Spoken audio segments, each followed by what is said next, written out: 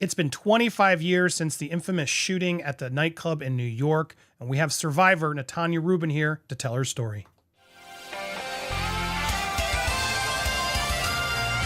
Welcome to Popcorn Planet. I am Andy Signore, and I'm so honored. Both Kim and I are here to honor our first guest here. Natania, welcome to the show. How are you doing? I'm wonderful, guys. How are you? I'm so pleased to be here. Thank you so much for having me. I think, Kim, right, you can say we're both very excited for you to be here, yes?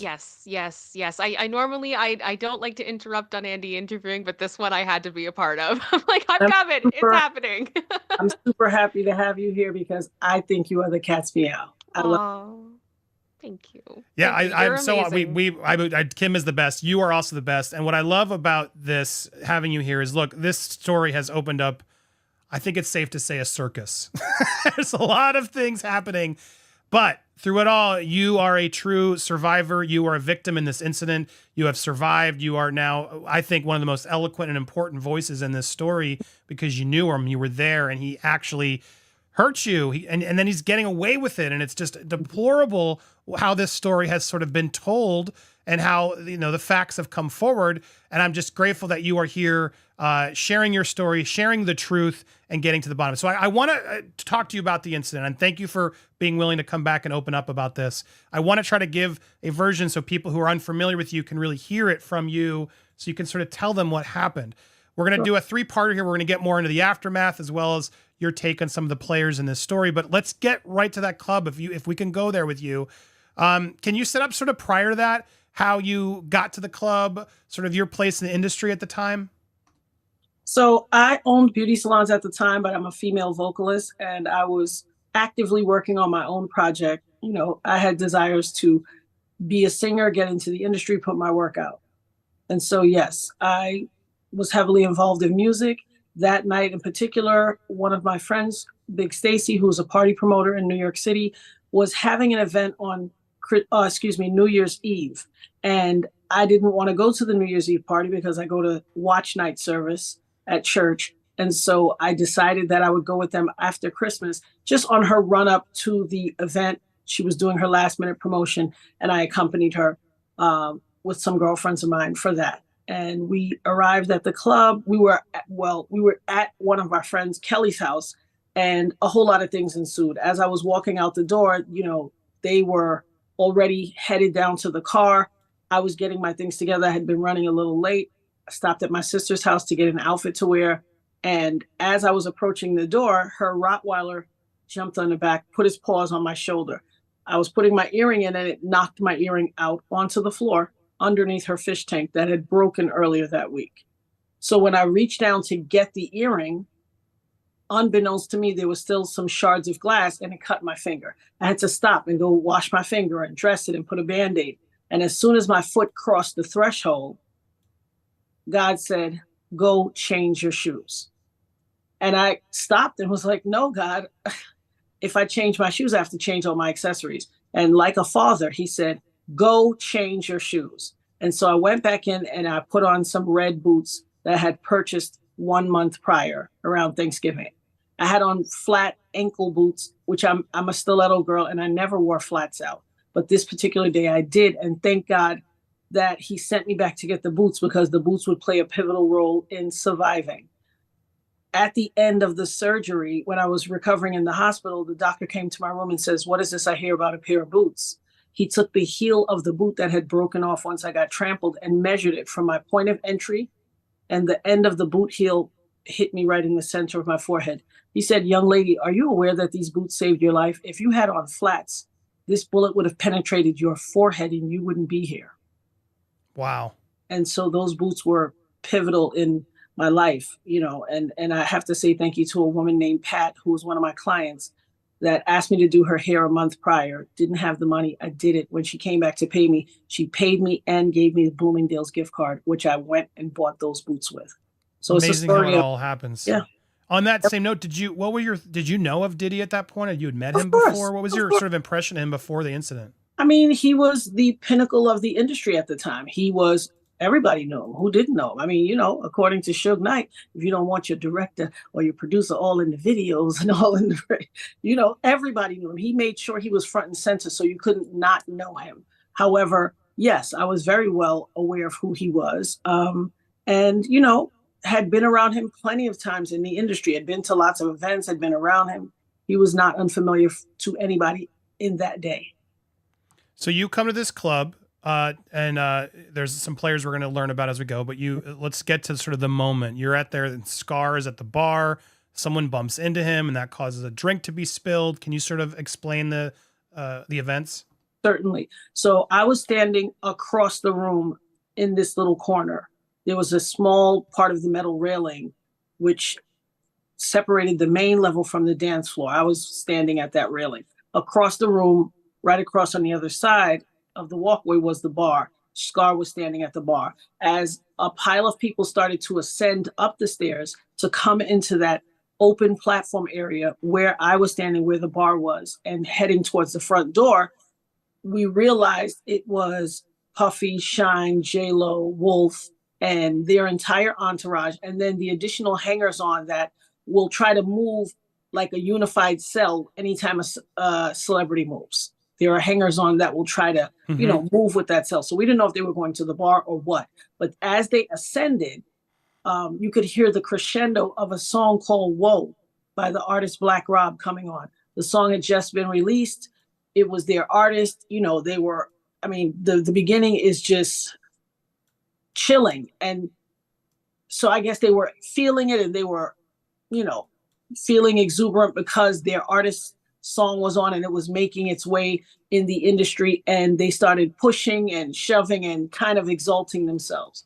And once they reached right by the bar, the crowd started to sway. Right before the melee occurred, Shyne saw myself and my friend Kelly standing on that side, and he actually reached out and touched fingers with us. He said, "Hey, Ebony, Kelly." Everyone called me Ebony as a hairdresser. That was my nickname in Brooklyn. And he reached out and touched us. And then when they got to the segment where Scar was standing, the pushing ensued, and they pushed Scar, and his drink spilled on him. Once the drink spilled on him, he instinctively elbowed back whoever was pushing him. He wasn't even facing them to know who it was. Once he turned around, he was instantly aware of who it was. And so the male machismo started pushing. Scar was well known and well regarded in his own right in New York City. Everybody knew who he was. And to my understanding, lately on a podcast, one of their former friends, or I won't say former, one of his friends came out speaking, and that Puffy and Scar used to interact. They were clearly known to each other. And so the shoving ensued, and it was like, you know who I am, you better respect me, we got money out here. And one of Scar's friends, on the Proffer podcast, the host interviewed Artie Cadigan and Joe Sweeney, the lead detectives from 1999. And they said instinctively, they mentioned the guy's name who swung with the money. A lot of people have a misnomer that it was Scar. No, his friend Marcus swung a wad of money and slapped Puffy in the face with it. And the money flew in the air and started raining down. It was like a movie. It almost seemed like it wasn't real. People were trying to snatch money out of the air. People were scurrying, trying to pick up money off the floor. And that quickly, I turned to my friend like, this is not going to end well. But still, all in all, I thought that they would fight. We still, you know, it was the 1900s still, when people still broke into fights. And so I literally thought it was just going to be some guys getting to fisticuffs. That's what I thought. But no. They brought out more than fisticuffs. Oh boy, did they. Was it immediate? It was relatively immediate. It was like a succession of events that took place. But yes, it was immediate. I saw Shyne and Puffy start to reach in their waist and reverse back towards the front door. In the South, they say back, where, you know, they're like walking backwards, trying to put length and space between themselves and the melee in anticipation of shooting to give themselves room. And as they ascended back towards the doorway to make, I guess, a quick exit, I watched the muzzle flash go off, and it was like, pow, pow. And the distinction I had was Shyne was closer to the bar, and Puffy was straight in line from me. Shyne's muzzle flash was slightly higher, and Puffy's was a little lower. And it's easily distinguishable because Julius Jones was shot by Shyne, and he's taller. He's significantly taller. And he was shot in the shoulder. Puffy's muzzle flash was slightly lower and it came straight line by me. I'm shorter than Julius Jones. I'm sure it struck me in my face. I was watching them both. I watched Shyne and Puffy both fire their guns. And I've said so since day one, which the officers on the Proffer podcast confirm as well. They say instinctively in that podcast, the woman who was shot said that from the jump.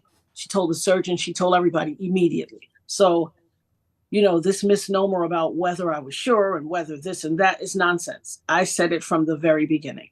That is fact. You have not changed your story since you began to tell it. I am curious, though, you noticed that smaller muzzle flash from Diddy because of his height. Was there anything else you remember from that moment that you determined playing it back in your mind? Not even so much determined. It's not even from just the replaying. It was a knowing in that exact moment. And it has never left my psyche, my soul, it is indelibly marked in time and history and in my spirit and my soul. I can see it. I can replay it in my mind like a movie constantly. I've watched the scene for years. I couldn't sleep. Every time I closed my eyes, I got shot again. I watched this and watch it over and over and over again. The facts never increased as this. If you look at old video archives, you will see that the way I describe it is exactly the same because it replays in my mind on a loop that you can't miss not one iota of it. It is exactly the same. They back to the door. In fact, in the Proffer podcast, the cop will tell you. Usually, I heard another cop say on a podcast, whenever there's a shooting in the club, women are the first one out. But because Shyne had already was backing to the door from the onset, he ended up being the first one out of the club. When he ran out of the club, he ran smack dab into a police officer who saw the gun in his waist and grabbed it, and the gun was still hot to touch. These are the lead detectives. They have no reason to lie. They have no dog in the fight. This was a case that they were assigned of the countless cases over their career. And all of this is factual information that was in the records. Now, the parties involved will try to do this revisionist history, which is why I won't stop speaking because I'm not going to allow it. That gun was still hot to touch, which means you're not, I'm the fall guy. He ruined my life. No, you were an active participant. You fired a gun, shot Julius Jones, and served 10 years for what you did. That, I know you have a hard time, self-actualizing and admitting to yourself that you were culpable, but this is what it is. Not the least of which is I will send you some archival footage and audio from the Combat Jack podcast where Shyne says, I reached in my hip. When I saw that kid, I reached and I pulled my gun and I shot him in the shoulder. And Natania Reuben, that's my friend. Natania, we used to go to the studio with her and everything was everything because we don't know if she got hit with my bullet with a ricochet or something because there was 4 other guns. And like I said, that's my friend and I'm sorry she got hit. He has amnesia. I will play that footage for you right now. When I seen that kid reach for his pistol, that's when I shot him in the shoulder. Natania Reuben, that was my homegirl. Right. You know what I'm saying? And we knew Natania. We used to go to the studio with her, and everything was everything. Although we don't know if it was my gun, that hit her with the ricochet, because it was like 4 other guns. And it was a terrible situation because, like I said, she was my friend, so I'm sorry that she had to suffer. He admitted that. That had to be in 2000, prior to the trial happening. Shyne was my friend, but he doesn't say that now in his, propaganda piece on his ascension to the prime minister seat in Belize. He has a well-scripted, I'm sure crafted by a publicist or something, and he uses this word salad to use semantics and not give full sentences. But the truth is the truth, and it doesn't need a kickstand or any assistance. It rolls off your tongue like water. He unequivocally shot Julius Jones in the shoulder. I watched him. Puffy unequivocally shot me, and you cannot change this so you can ascend to the prime minister's seat. He would have been better off just showing contrition and saying, unfortunately, when I was young, I made a mistake. I was involved in an unfortunate incident that cost me 10 years of my life and countless, issues and pain for people who didn't deserve it. Since I've been home, I've been working with the survivors of gun violence. It is my mission to help people, heal from unfortunate situations. And I feel like the time I had to sit down would best be served by me being able to ascend myself to the prime minister and help my island nation and other people. He would have been honorable had he done that. Not this well-scripted revisionist history. Yeah, it seems like he doesn't want to take accountability for it, right? I mean, the reality is he did take a fall for Diddy. That is what it is. No, he didn't take a fall for Diddy. Well, no, but he did, because he's both bullets they're attributing to him. No, whereas there should be a bullet from Diddy as well, no? Listen, not true. They didn't attribute both to him. They did not. There were ballistics people in the courtroom that said Puffy, yes, in fact, fired his gun. Do not believe Shyne's hype. These are all factual pieces of information that are in the transcript and in all of the court records. Don't believe that hype. Because how would he be able to tell you that he thought there was 3 or 4? See, he modulates at every interview. How could Shyne tell you there was 3 or 4 guns? Did you bring 3 or 4 guns in? How could he tell you that? The ballistics experts came out with that. So don't believe that hype. A ballistics expert testified in the trial when they tried to throw the case for Puffy. Oh yes, Sean Puffy Combs fired his gun, but it was probably in the air. The thing about air is there are faces in the air as well. Air is everywhere. It's at the top and on the floor and all points in between. These are factual pieces of evidence in the trial transcript. It's unsealed. Go get it. I'm not going to let this hyperbole stand. It's a lie. They didn't attribute both to Shyne. Artie Cadigan and Joe Sweeney, the lead detectives, tell you unequivocally in a podcast they filmed 3 months ago. I only discovered it a couple of weeks ago. They knew, and everybody knew. Everybody in New York talked about this. Everybody knew that Puffy shot me. It was no secret. This is just the sleight of hand, charlatan, money, paying people off to get revisionist memories. I'm not going to tolerate it. He's no fall guy. A fall guy, according to Merriam-Webster, is someone who is assessed blame for something for which they are not culpable. That man served 10 years in jail. I talked to Julius Jones regularly. I spoke to Julius the other day. Shyne shot Julius Jones in the shoulder, and Puffy shot me in my face. And that is the truth, and I won't tolerate anything else. Well, there clearly was a cover-up. I want to talk about that. I want to put that in part 2. We've talked about the shooting. Let's bring you back. Let's talk about the aftermath. I'm so grateful you're clarifying, because even I've fallen for some of the hoopla. So I think it's imperative we bring these receipts, this evidence, so people can get the true story, because it is very odd that Puffy got away with this, especially with what you're saying in this proof that they knew he did it. So we're going to talk with Natania next in part 2 of that. Each episode, though, I'm plugging. She didn't ask me to. I'm going to tell you all to do it, because you guys need to go over to the Dopest Nerd. She started her own channel. I love what you're doing there. It's such a positive space. You're not there as part of the circus as so many others are doing. You are there spreading love, getting the word out, and making sure people know the truth about your story. So if you want to learn more about her, make sure you go subscribe to the Dopest Nerd. Subscribe here, as well as It's Kim. We got more with her coming. You're not going to miss it, so hit the bell for alerts, smash that like button, and leave your comments down below. Much more with Natania Reuben coming here to the channel.